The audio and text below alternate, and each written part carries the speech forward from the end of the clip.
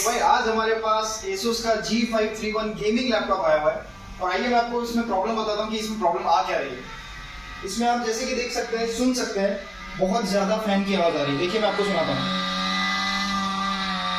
ये ऐसी आवाज़ आ रही है जैसे कि कोई एक टू व्हीलर चल रहा हो, कोई गाड़ी चल रही हो, ऐसी इसमें आवाज़ आ रही है। तो इसमें सिंपल सा प्रॉब्लम है फैन।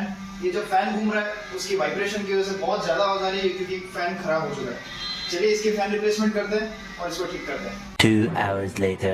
फाइनली 2 घंटे का समय लगा पर ये लैपटॉप एकदम मस्त हो चुका है। हमने इसके जो पुराने पार्ट्स थे, पुराने जो फैन थे वो रिप्लेस कर दिए और आप देख सकते हैं इसमें से बिल्कुल भी आवाज़ नहीं आ रही है। ये पिन ड्रॉप साइलेंस हो चुका है, एकदम शांति। और ये इसके पुराने पार्ट्स है जो हम कस्टमर को वापस दे देंगे। ये पुराने फैन है। पूरी वीडियो देखने के लिए आप नीचे डिस्क्रिप्शन में हमने लिंक डाली, आप वहाँ से जाके देख सकते हैं।